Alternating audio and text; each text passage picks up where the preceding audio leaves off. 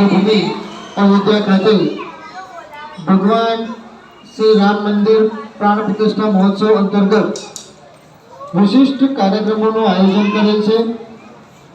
जेથી વિદ્યાર્થી શાળાની અંદર મર્યાદા પુરુષોત્તમ શ્રી રામથી પ્રેરિતથી બાળ ચરિત્ર નિર્માણ થાય તે માટે સરકાર દ્વારા નવનિર્મિત ભગવાન શ્રી રામ મંદિર પ્રાણ પ્રતિષ્ઠા મહોત્સવ સ્વ અભ્યાસક પ્રવૃત્તિ આયોજન કરવામાં આવેલ છે।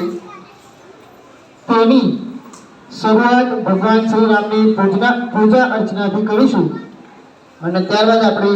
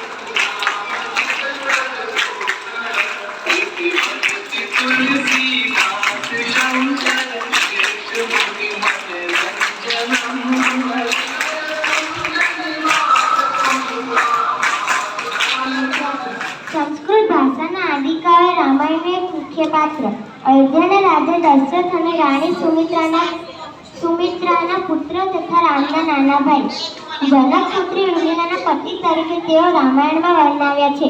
तेओ शेष नागना अवतार तेम पुराणो करे छे। तेमने अंगद और चंद्रकेतु नामना बे पुત્રો हता અને રામે બંને પુત્રોને અંગદ્યપુરી અને ચંદ્રકાંતપુરી રાજધાની તરીકે ભેટ આપેલી। લક્ષ્મણને કૌશલ પુત્ર મોટા ભાઈ રામ પ્રત્યે અતિશય પ્રીતિ હતી। ભોજન ખેલ ઉદ્યા નિદ્રા વગેરેમાં લક્ષ્મણ રામની સાથે જ રહેતા। મહેલમાં કે વનમાં પડછાયાની જેમ તેમણે જીવનમાં રામનું અનુસરણ કરેલું। લક્ષ્મણને બીજા ભાઈઓની સાથે વેદશાસ્ત્ર અને ધનુર્વેદનું અધ્યયન કર્યું હતું। તે વૃદ્ધ પશ્ચેવી અને સમજ છતાં બળાઈથી દૂર રહેનારા હતા। વરદાન અનુસાર વરદાન આપો। પછી બ્રહ્માજી કુંભકર્ણ પાસે ગયા। બ્રહ્માજી કુંભકર્ણ પાસે વરદાન માંગતા પહેલા ચૂકી હતા કે એનું કારણ હતું કે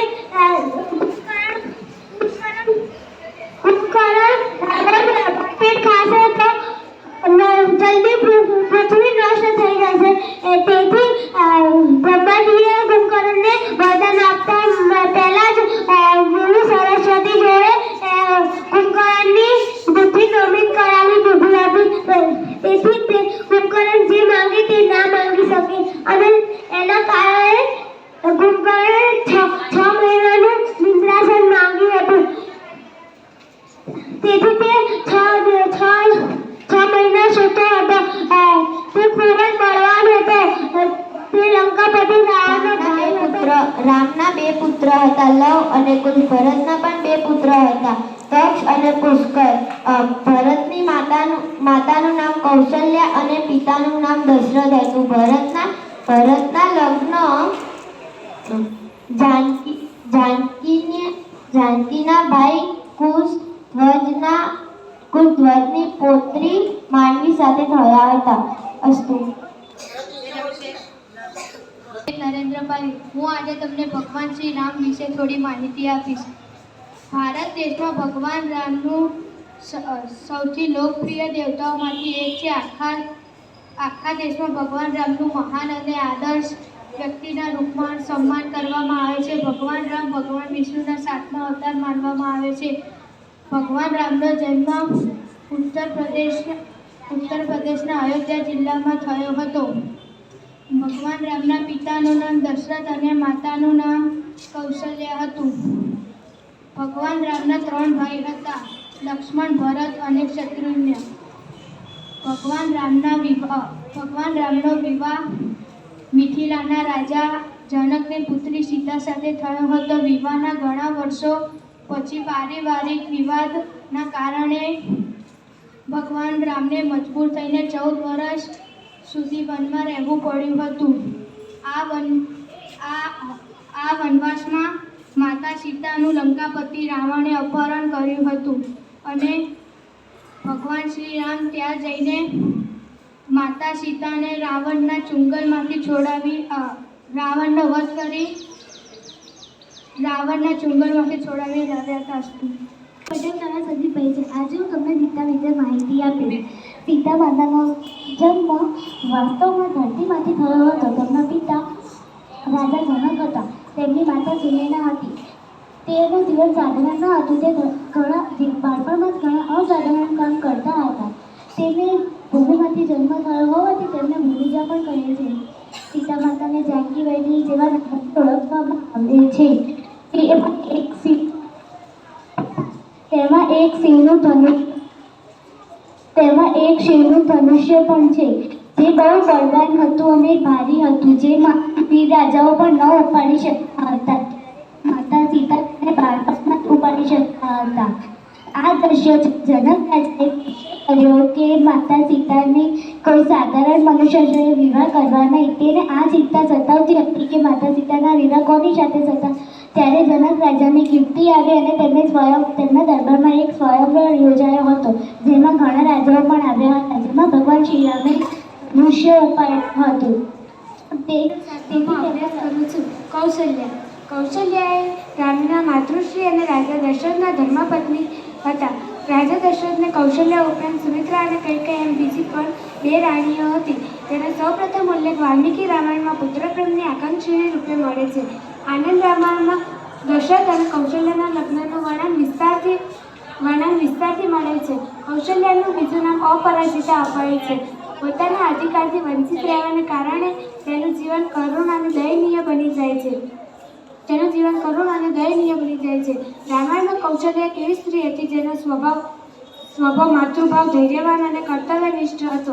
શાંત, સૌમ્ય, ગંભીર, માતૃવાત્સલ્ય, કર્તવ્યનિષ્ઠ, વિવેક, બુદ્ધિ જેવા સ્વભાવોને કારણે મહિલા સમાજ માટે એક અદ્ભુત ઉદાહરણ વ્યક્તિત્વ. રામાયણનું એક વિશિષ્ટ પાત્ર છે. રાવણના 10 માથા હોવાના કારણે દશાના નામે ઓળખાતો હતો. રાવણના 2 ભાઈ છે. પહેલા ભાઈનું નામ વિભીષણ છે અને બીજા ભાઈનું નામ કુંભકર્ણ છે. રાવણ બહુ બુદ્ધિશાળી હતો. તે શંકરજીનો પરમ ભક્ત હતો. એકવાર રાવણ કૈલાસ પર્વત લંકામાં લઈ જવાનું નક્કી કર્યું, પણ તે કૈલાસ પર્વત ઉપાડી ન લંકામાં ન લઈ શક્યો. રાવણ મૃત્યુ પહેલાંની ઈચ્છા 2 હતી. પહેલી, તે મદિરામાંથી ગંધ બહાર કાઢે અને પૃથ્વી પરના ખારા પાણીને મીઠું પાણી બનાવે. રાવણ, તમને થતું હશે કે રામ સાથે રાવણે યુદ્ધ એ માટે કર્યું કે તેની બહેનના નાક કાપ્યું, પણ એવું ન હતું. પણ રાવણને મોક્ષની પ્રાપ્તિ જોઈતી હતી, તેથી તેણે શંકરજીને કહ્યું. ત્યારે શંકરજીએ કહ્યું, તું રામ સાથે યુદ્ધ કરીશ ત્યારે તને મોક્ષની પ્રાપ્તિ થશે. હું તમને મંદોદરી વિશે માહિતી આપીશ. આજે હું તમને રાવણની પત્ની મંદોદરી વિશે સાથે જોડાયેલ કેટલીક અદ્ભુત કથાઓ જાણીએ. મંદોદરી એ મેદાન નવાની હિમા નામની અપ્સરાની પુત્રી હતી. તે પંચસ્ત્રીમાંની એક માનવામાં આવે છે. મંદોદરીના લગ્ન રાવણ સાથે કેમ થયા, તો ચાલો આપણે જાણીએ. મંદોદરીએ એવા પતિની કામના કરી જે વિશ્વનો સૌથી શક્તિશાળી અને બલવાન પુરુષ હોય. મહાદેવે તેને આ વરદાન પણ આપ્યું. મંદોદરી જ્યારે નાની હતી ત્યારે તેના પિતાએ તેના માટે યોગ્ય વર શોધવા લાગ્યા હતા, પરંતુ તેના માટે કોઈ યોગ્ય વર દેખાયો જ નહીં. બસ ત્યારે જ ધરા પર રાવણનો ઉદય થયો. રાવણે તેના પોતાના પ્રચંડ પરાક્રમોથી બધા ઉપર વિજય મેળવ્યો ભક્તિ યુગમાં રાવણથી વિધવત બીજું કોઈ જ ન હતું. આમ રાવણના ગુણોએ મહાદેવના વરદાનોને સંતોષ્યા. મંદોદરીના પિતા માટે રાવણથી યોગ્ય વર કોઈ દેખાયો નહીં. માટે તેમને મંદોદરીના લગ્ન રાવણ સાથે કરવાનો પ્રસ્તાવ મૂક્યો. તેમાં મંદોદરી જેવી અન્ય સ્ત્રી બીજું કોઈ ન હતી. તે માટે રાવણે પણ આ પ્રસ્તાવ સ્વીકારી લીધો. આજે રાજસ્થાનના જોધપુર જિલ્લામાં મંડો નામનું એક મંદિર છે જેનું નામ મંદોદરી નામથી પડ્યું છે. પંચાયતની પરેશભાઈ છે. હું ધોરણ 7 માં અભ્યાસ કરું છું. આજે હું તમને હનુમાનજી વિશે સ્પીચ કહીશ. હનુમાનજી રામ ભગવાનના ભક્ત છે. હનુમાનજી રામ ભગવાનના ભક્ત છે. રામ ભગવાને હનુમાનજીને કળિયુગના અંત સુધી રહેવાનો નિર્દેશ આપ્યો હતો. તેથી તો હનુમાનજી પાસે કોઈ પણ ભક્ત પોતાનો કષ્ટ લઈને જાય છે ત્યારે તેઓ તેને દૂર કરી નાખે છે. હનુમાનજી બાળપણમાં ખૂબ જ તોફાની હતા. માતાજીના દરરોજ સવારના 1 કલાક ફૂલો અને ફળો લેવા જતા હતા. ત્યારે હનુમાનજી સૂતા હતા માટે માતા અંજના તેમને ઘરે મૂકી દેતા હતા. એક દિવસ માતાના સામાન્ય રીતે ફળો અને ફૂલો લેવા ગયા હતા. ત્યાં જ હનુમાનજી જાગી જાય છે. ત્યારે હનુમાનજી કહે છે, માતા અંજના તમે ક્યાં છો? હનુમાનજીને માતા અંજનાની કોઈ નિશાની મળતી નથી. ત્યારે હનુમાનજી પોતાનો ખોરાક જાતે જ શોધવા જાય છે. ત્યારે હનુમાનજી વિચારે છે કે મારે બહાર જઈને ખાવા માટે ફળ શોધવા જોઈએ. ત્યારે હનુમાનજી પૂર્વ દિશા તરફ એક લાલ રસદાર ફળ જોવે છે. તે સૂર્ય હતો. તેઓ વિચાર્યું કે મારે આ લાલ રસદાર ફળ ખાવો છે. ત્યારે તેઓ સૂર્ય નાનો ભાઈ હતો. તે કિષ્કિંધા અને વાનરોનો રાજા બન્યો હતો. તે એક મહાન લડવૈયો હતો. તેની પત્નીનું નામ રૂમા હતું. તેના મંત્રીમંડળમાં હનુમાન, અંગદ અને જામવંત જેવા મહાન મંત્રીઓનો સમાવેશ થતો હતો. એક દિવસ સુગ્રીવ અને રામ બંને વાલીની શોધમાં નીકળ્યા. પછી રામે હિંમત કરી ત્યારે સુગ્રીવ પાછો ઊભો થયો અને વાલીને લડવા પડકાર્યો.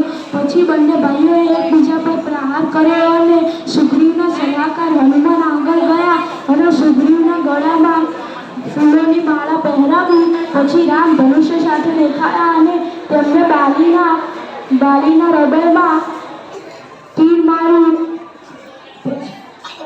બાલીના મૃત્યુ પછી સુગ્રીવને વાનર રાજ્ય પાછું મળ્યું.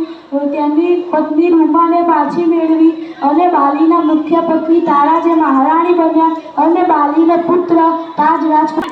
હરેશભાઈ છે. હું ધોરણ 7 માં અભ્યાસ કરું છું. હું તમને આજે વાલી વિશે જણાવીશ. વાનરરાજ સુગ્રીવના મોટા ભાઈ વાનરરાજ સુગ્રીવના મોટા ભાઈ વાલીને એવું વરદાન આપ્યું હતું કે જે તેની સાથે દ્વંદ્વ યુદ્ધ કરે તો તેની અડધી શક્તિ વાલીને મળી જાય. એકવાર અજય રાવણે તેમને દ્વંદ્વ યુદ્ધ માટે બોલાવ્યા. ક્રોધિત વાલીએ પોતાના માતાથી ઘસેડીને તેમને આખી પૃથ્વી ફરતે ગોળ ફેરવ્યા અને તેની હાર કબૂલાવી. સુગ્રીવની પત્ની અને તેનું રાજ્ય તેમને બળજબરીપૂર્વક છોડાવી દીધું હતું. સુગ્રીવ પોતાનું રાજ્ય છોડીને ચાલ્યો ગયો, પરંતુ વાનરવીર હનુમાનને મળ્યો. તે દરમિયાન વનમાં સીતાને શોધી રહેલા રામે કદમ નામના રાક્ષસનો વધ કર્યો હતો. તેથી તેમને કદમ શ્રાપ મુક્ત થયો હતો. આથી પછી તેમણે કહ્યું કે તમે સીતાની શોધ માટે સુગ્રીવને મળો. જ્યારે રામ સીતાની શોધ માટે સુગ્રીવને મળવા જાય છે ત્યારે સુગ્રીવ તેને પોતાને વાલીથી બચવા મદદ માંગે છે. રામે વાલીનો વધ કરવા નક્કી કર્યું. વાલી અને સુગ્રીવ જ્યારે દ્વંદ્વ યુદ્ધ કરી રહ્યા હતા ત્યારે રામે ઝાડ પાછળ છુપાઈને વાલી પર પ્રહાર કર્યો હતો. વાલીએ રામ પર આક્ષેપ કર્યો કે રામે મને દ્વંદ્વ યુદ્ધ માટે લલકાર્યા વગર અભ્યાસ કરું છું. હું જાંબુવન વિશે થોડી માહિતી આપીશ. જાંબુવનને વૃક્ષપતિ કહેવામાં આવતા હતા. તેનો મતલબ ભાલુ થાય છે, એટલે કે તે ભાલુના રાજા કહેવાતા હતા. જાંબુવને અગ્નિપુત્ર કહેવામાં આવે છે. જાંબુવને સતયુગ અને ત્રેતાયુગમાં પણ હતા. જાંબુવને હનુમાનજી એમની વિદ્યા અને શક્તિ વિશે યાદ દેવડાવ્યું હતું. જાંબુવન કોઈને એવુંની ખબર નથી. તે યુવાવસ્થામાં તે સૌથી બળશાળી હતા. હું તમને સુપર્ણખા વિશે માહિતી આપીશ. સુપર્ણખાના પિતાનું નામ વિશ્વાઋષિ અને માતાનું નામ કૈકેયી હતું. સુપર્ણખા રાક્ષસી પુત્રી હતી. તેના નામ ખૂબ જ મોટા હતા. જન્મ સમયે તેનું નામ મીનાક્ષી હતું. સુપર્ણખાના લગ્ન દાનવ રાજકુમાર જીવા સાથે થયા હતા. સુપર્ણખા પૂર્વજન્મમાં સ્વર્ગની અપ્સરા મેઘતારા હતી. સુપર્ણખાએ વર્જ ઋષિની તપસ્યા ભંગ કરી હતી. તેથી ઋષિના શ્રાપથી તે દાનવ કુળમાં સુપર્ણખા બની હતી. આમ સુપર્ણખા અપ્સરામાંથી રાક્ષસી બની હતી. અસ્તુ. મારું નામ પટેલ રીસા સંદીપભાઈ છે. હું ધોરણ 7 માં અભ્યાસ કરું છું. આજે હું તમને થોડી જટાયુ વિશે માહિતી આપીશ. જટાયુ એ અરુણનો પુત્ર અને ગરુડનો ભત્રીજો છે. જટાયુ ગરુડના રૂપમાં દશરથ રાજાનો જૂનો મિત્ર છે. જ્યારે રાવણ સીતાને અપહરણ કરી લંકા લઈ જતો હતો ત્યારે જટાયુ તેને બચાવવા આવે છે અને બહાદુરીથી યુદ્ધ કરે છે. રાવણને તેના તીક્ષ્ણ નખ અને ચાંચ વડે રાવણને ઘાયલ કરે છે. રાવણ તેના બાણ વડે જટાયુનો એક પંખ તોડી નાખે છે અને જટાયુ ઘાયલ થઈ નીચે પડી જાય છે. રામ અને લક્ષ્મણ જ્યારે સીતાની શોધમાં આવે છે ત્યારે તે મૃત્યુની શૈયા પર પડેલું જટાયુને જોવે છે. જટાયુ સીતા માતાના સમાચાર રામ ભગવાનને આપે છે અને રાવણ કઈ દિશામાં ગયો તેનું માર્ગદર્શન મેળવે છે. રામ અને લક્ષ્મણને જટાયુને પૂજ્ય ગણીને તેની ઉત્તર ક્રિયા કરવામાં આવે છે. ત્યારે તેની ઉંમર 60,000 વર્ષની હતી. જટાયુના મૃત્યુના સમાચાર સાંભળી તેનો મોટો ભાઈ સંપત્તિ ત્યાં આવે છે અને તદ્દન મદદથી તેને જટાયુને તર્પણ કરે છે અને દેવી સીતાની વિનંતી કરે છે. રામે એના શિર ઉપર જટા જોઈ તેનું નામ દિનેશ કુમાર છે. હું ધોરણ 7 માં અભ્યાસ કરું છું. આજે હું તમને રાણી કૈકેયી વિશે થોડી માહિતી આપીશ. રાણી કૈકેયીનો જન્મ કૈકેયીમાં થયો હતો. તેમના પિતાનું નામ અશ્વપતિ હતું અને તેમની માતાનું નામ શુભલક્ષણા હતું. રાણી કૈકેયી રાજા દશરથજીના પત્ની હતા. રાજા દશરથને રાણી કૈકેયી ઉપરાંત કૌશલ્યા અને સુમિત્રા એમ 2 રાણીઓ હતી. રાણી કૈકેયી એ દેખાવે ખૂબ જ સુંદર હતી અને રાજા દશરથને યુદ્ધમાં સાથ પણ આપતી હતી. 14 વર્ષનું વનવાસ આપ્યું હતું. રાજા દશરથની 3 રાણીઓમાંથી રાણી કૈકેયી એ ખૂબ જ સુંદર હતી. રાણી કૈકેયી સ્વભાવે અને દેખાવે ખૂબ જ સુંદર લાગતી હતી. રાણી કૈકેયીના 4 પુત્રો હતા: શત્રુઘ્ન, રામ, લક્ષ્મણ અને ભરત. પટેલ એટલી 22 છે. હું ધોરણ 6 માં અભ્યાસ કરું છું. હું આજે તમને ઉર્મિલા વિશે માહિતી આપીશ. મિથિલા નરેશ જનકની બીજા નંબરની પુત્રી ઉર્મિલાના લગ્ન રામના નાના ભાઈ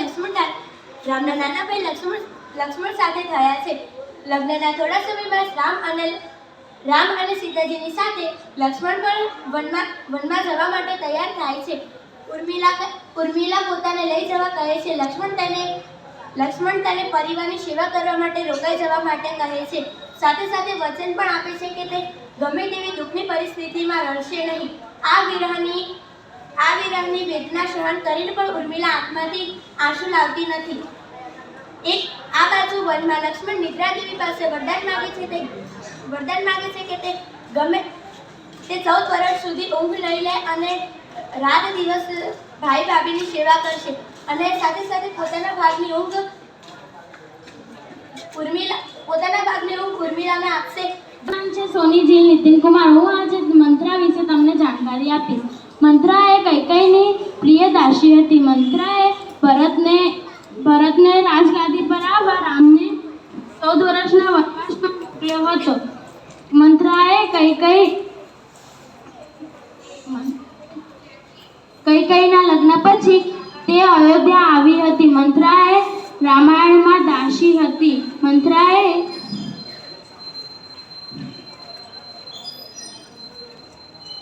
આગળ વિભીષણ માટે થોડું કહીશ. વિભીષણ રામાયણનો એક પ્રમુખ પાત્ર છે.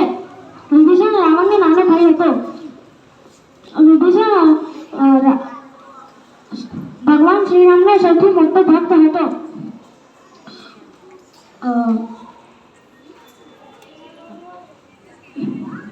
વિભીષણ તેમના મોટા ભાઈઓ સાથે ભગવાન બ્રહ્માજીની તપસ્યા કરતો હતો.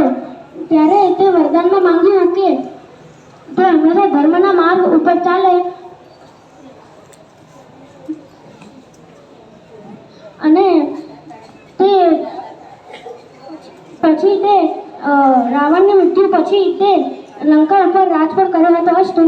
કુમાર છે. હું આજે તમને સબરીબાઈ વિશે માહિતી આપીશ. સબરીબાઈનો જન્મ આદિવાસી પરિવારમાં થયો હતો. સબરીબાઈ પ્રભુ શ્રી રામની ભક્ત હતી. સબરીબાઈ એક આદિવાસી ભીલની છોકરી હતી. આદિવાસી પ્રથા અનુસાર કોઈ પણ શુભ પ્રસંગે પશુઓની બલિ ચડાવવામાં આવે છે. જ્યારે તેમના પિતાએ તેમના લગ્ન નક્કી કર્યા ત્યારે તેમને પશુઓની ચિંતા થવા લાગી અને તેમને વિચાર્યું કે મારા લગ્નના કારણે આ પશુઓની બલિ ચડાવશે. તેથી તેમનું મન વિચલિત થઈ ગયું અને તેમને વિચાર્યું કે હું ભાગી જાઉં તો આ પશુઓની બલિ નહીં ચડશે. અને તે ભટકતા માતંગ ઋષિ પાસે ગયા. માતંગ ઋષિના આશ્રમે ગયા. માતંગ ઋષિએ તેમની બધી કથા સાંભળી અને માતંગ ઋષિએ તેમના શિષ્ય બનાવી દીધા. ઘણા વર્ષો પછી પ્રભુ શ્રી રામ विकासभाई जी, हूँ आज तमने कौशल्या विषय माहिती आपी. माँ कौशल्या के बारे में आज मैं सबको माहिती दूंगी. कौशल्या राजा सुकौशल्या और अमृत प्रभा की पुत्री थी. जब वह लग्न योगी हुई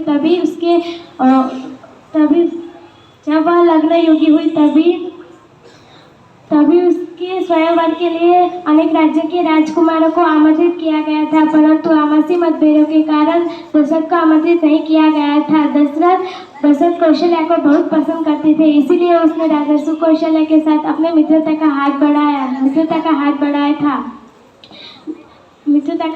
था, परंतु उसने उस प्रस्ताव को ठुकरा कर दशरथ को युद्ध के लिए ललचाया और इसी युद्ध में दशरथ की जीत हुई और इसी प्रकार कौशल्या का विवाह दशरथ के साथ हुआ और कौशल्या अयोध्या की रानी बनी. दशरथ के पुत्र राम कौशल्या से प्राप्त हुए थे. मित्रों, यह तो आप जानते होंगे कि रामायण ग्रंथ में अनुसूचित करण है, जिसमें से एक आनंद रामायण